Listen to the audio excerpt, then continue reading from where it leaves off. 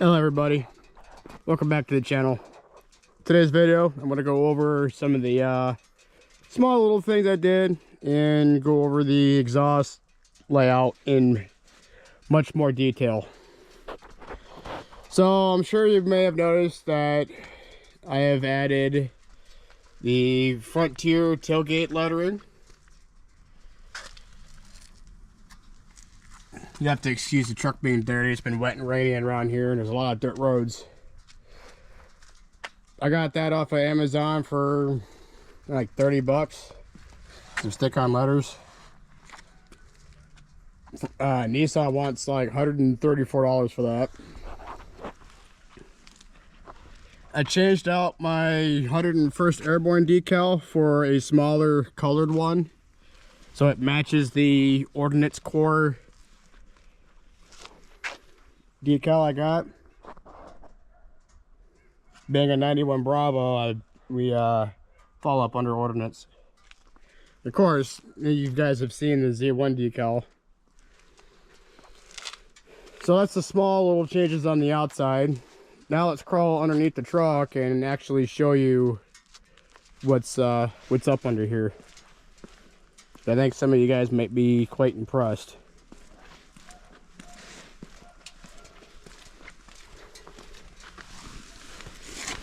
All right.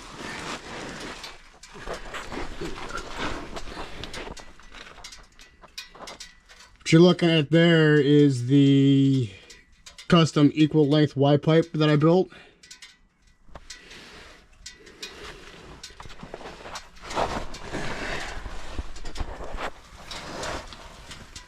I reused the flanges, the 2.5-inch flanges off of the MBRP.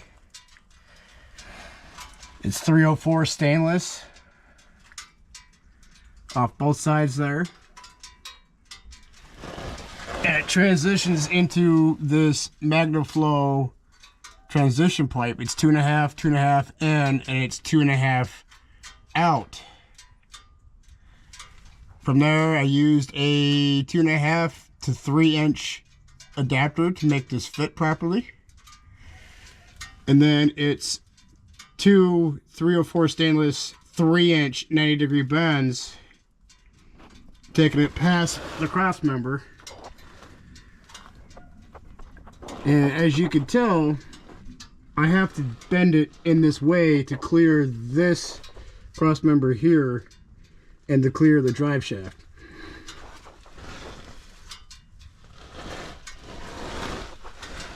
This little four-wheel drive actuator connector, it's still in pretty good shape.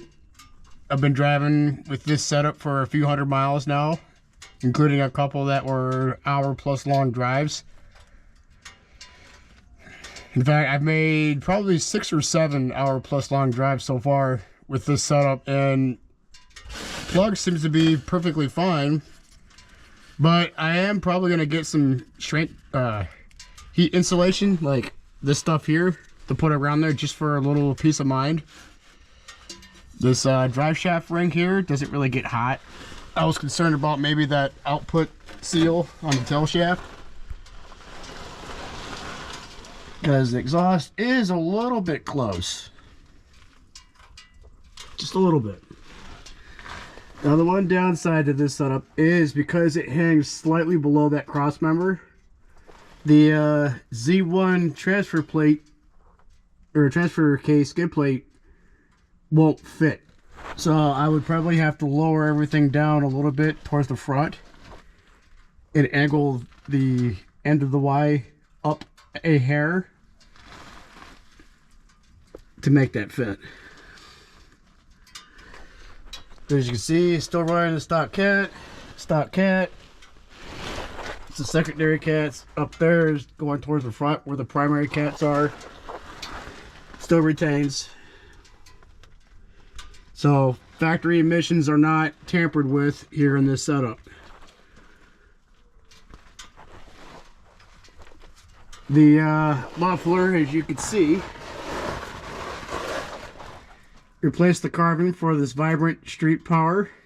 It's the 6-inch diameter body. The actual muffling body is 14 inches and the overall length is 19.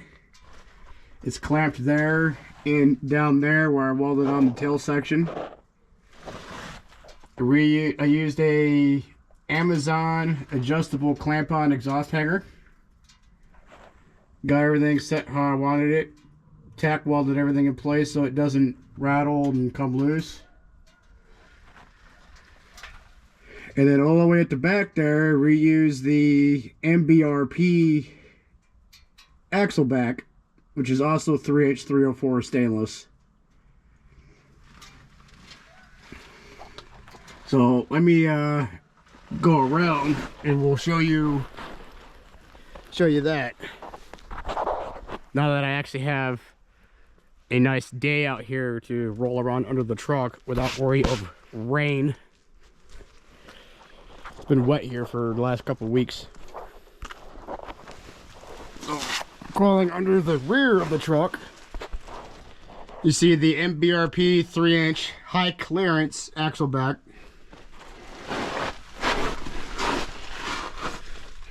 Got the exhaust hanger there. Good clearance everywhere, it doesn't rub on anything.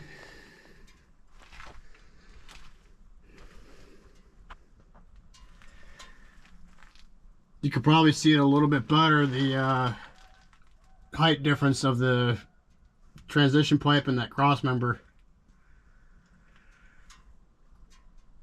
Probably not really much of a concern unless I'm like really doing some major rock crawling, so I don't really plan on doing any major rock crawling, so that's probably okay. But the only way to find out is to, well, find some trails, off-road it, and see if I whack that exhaust. If I do, then I'll have to re-engineer that wide pipe a little bit better. Yeah, high clearance, it's all tucked up out of the way. No tailpipe to dangle.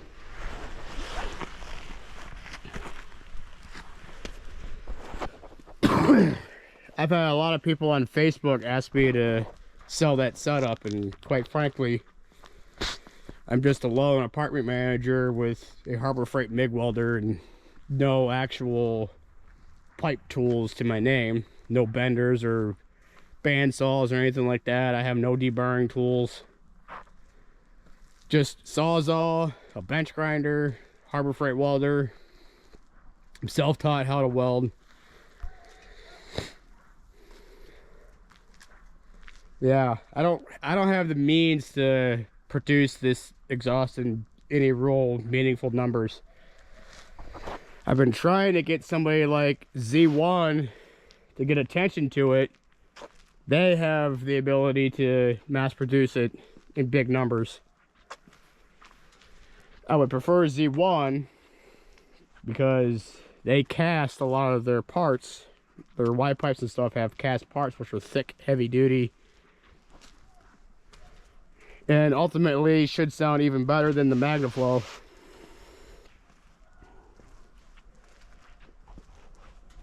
But yeah, let me know what you guys think and what I should do next. Now that the exhaust is done, as far as big modifications go, I'm done for now. Simply because I got a few months to save up money to go to my brother's wedding downstate. And I don't want to be broke for that. So I got to save up money for a road trip.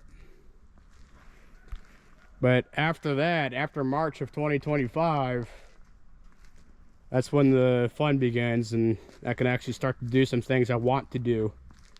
Like wheels, tires, lift. That's my plan for 2025. Wheels, tires, and lift at the very least. If I do anything else the remainder of this year, it'd be probably smaller things. I'm still waiting for Z1 to ship my under seat storage bin that I pre-ordered back in August. They are saying late 2024. So December probably closer to Christmas, that's fine. It'll show up as like either a late Christmas present for me or an early 35th birthday present for me. Who knows? We'll see. But yeah, I just wanted to give you guys a quick rundown of the exhaust and let me know what you guys think down below. I'll see you guys later on the next one. Stay safe, stay warm. We are rolling into winter. And catch you guys later. Bye.